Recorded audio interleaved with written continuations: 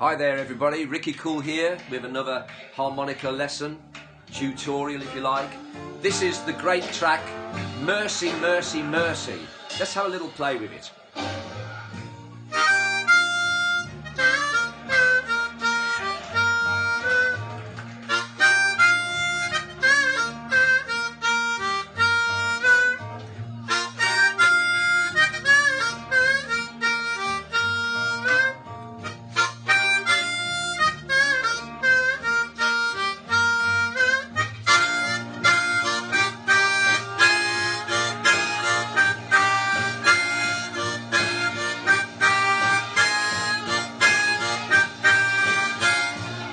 I'm just going to fade this out.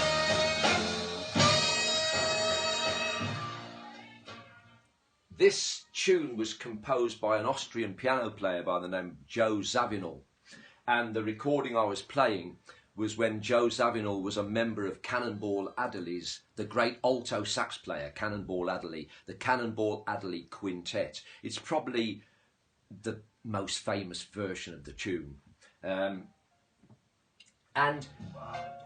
Let's pause this while I bring this.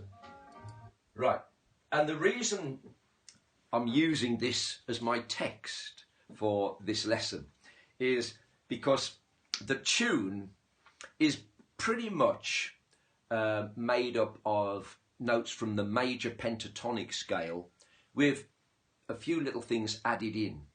And this video is kind of a follow-on from the one I did last when I was looking at funk harmonica and basing my lesson around the wonderful saxophone player Maceo Parker. And there I was looking at the minor blues scale with an added major sixth in it.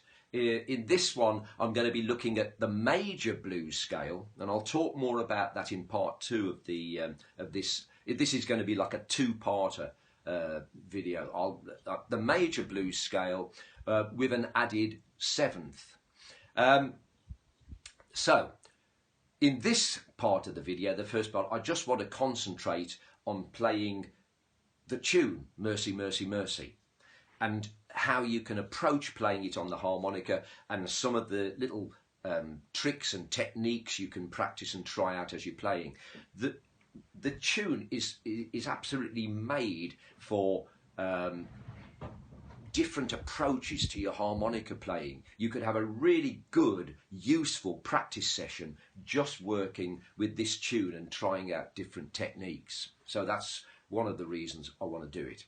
Now, the original version is in the key of B flat, and for that you would need to have an E flat harmonica and play in second position. Now I realise that there may be many of you watching this who don't have an E flat harmonica. It's not kind of like the first one you buy, but probably the first one you do buy is a C harmonica.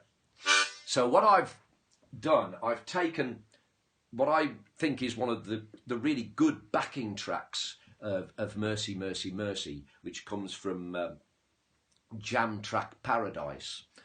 In the description you're going to see all of the links that I talk about. There's a link to the Cannonball Adderley version of the Joe Zawinul composition. There's a link to the the B flat version of the backing track from Jam Track Paradise, and there'll be a link to the one that I've done, which is I've taken that particular backing track and transposed it down to the key of G so that we can play with a C harmonica. So let's bring that one up now. Now when I bring when I do use that backing track, when I play it, you'll see that as it's playing, you've got the head arrangement, the tune, tabbed out for harmonica. I'm also going to put that at the end of this video. You can take a screenshot of it, or when you go to the backing track, you'll have it there in front of you as well. So let's have a little look at the first phrase.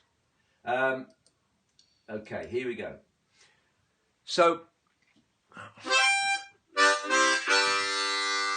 right, I'm getting my head into the key of G now.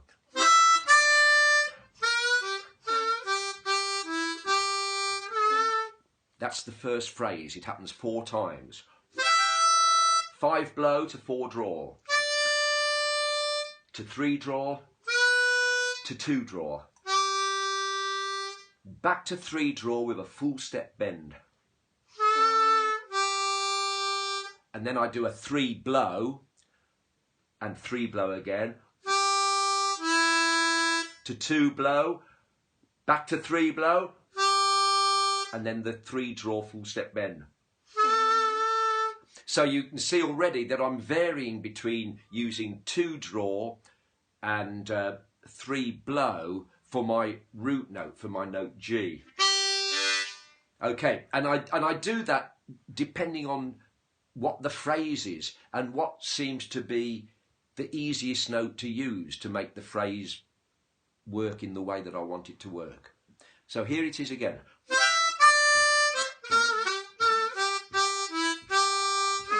Now, I've put a few little variations in. A little sort of scoopy bend. When I went into it, I could use an octave. As I'm playing right now, I'm tongue blocking. Little out breaths. Let's switch to the pucker method.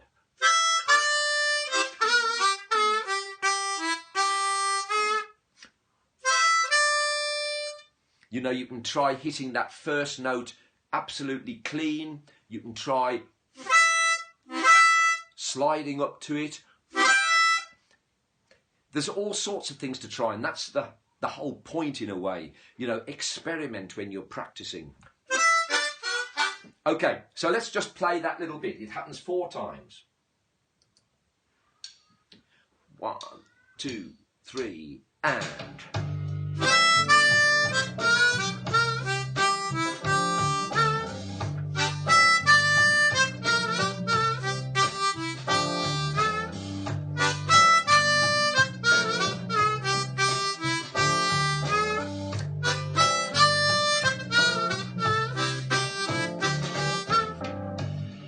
Okay, now this little phrase here has got a whole host of things you can practice in it. As a single note phrase,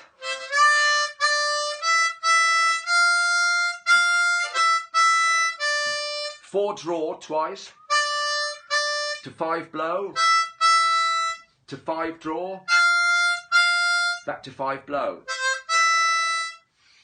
But again, you can try it in different ways. Instead of just doing 4 draw on its own, why not add in 3 draw as well? And then when you go to the 5 blow, have the 4 blow in as well.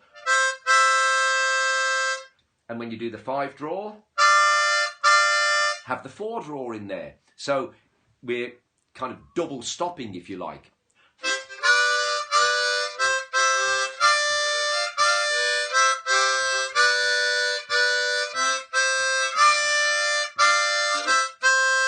Or we could use kind of like an octaves technique.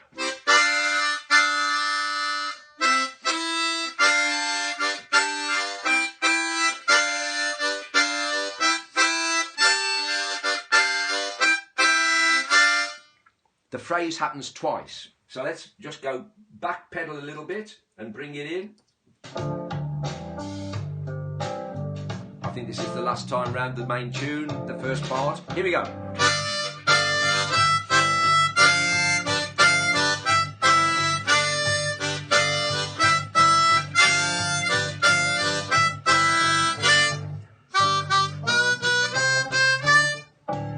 Okay, that bit there. 2 draw, 3 draw, 4 blow, 4 draw. Now, the first time you play it, you can hit a 3/6 octave afterwards.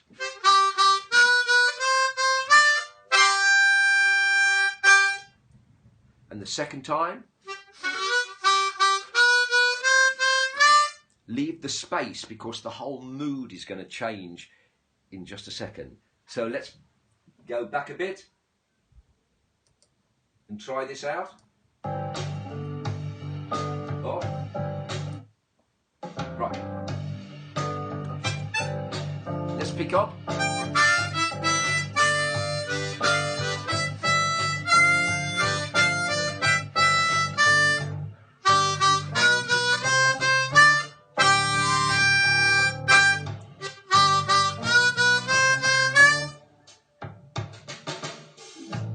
Now, the reason we leave that space is because the piano, the chords just go back into a really peaceful groove, and that space is so important because it allows the mood to change. So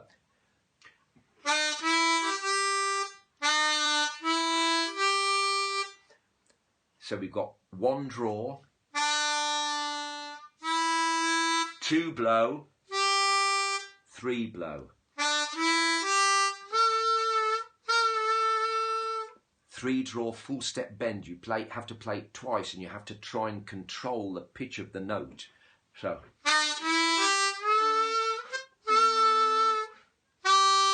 then I go to a 2 draw, to 3 draw, 3 draw full step bend, 3 draw, 4 draw, and I finish off 5 blow,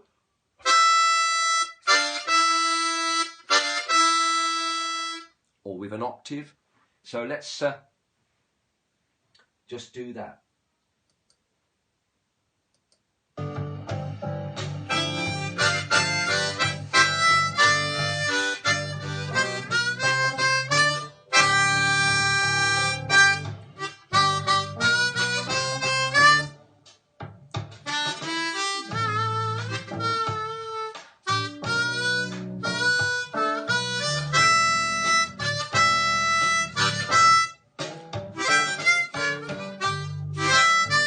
And you can play it round again then.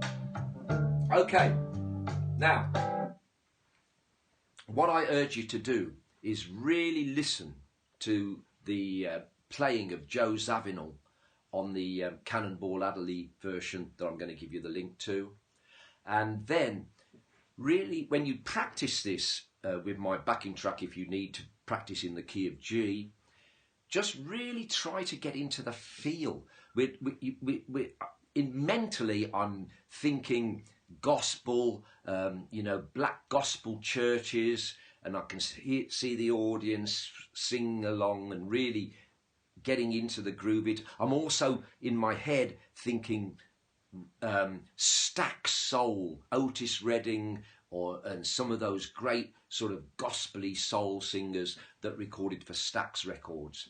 And I've got all that going on inside my head as I'm trying to play the tune and get a nice gospel feel going with it, or a soul feel if you like.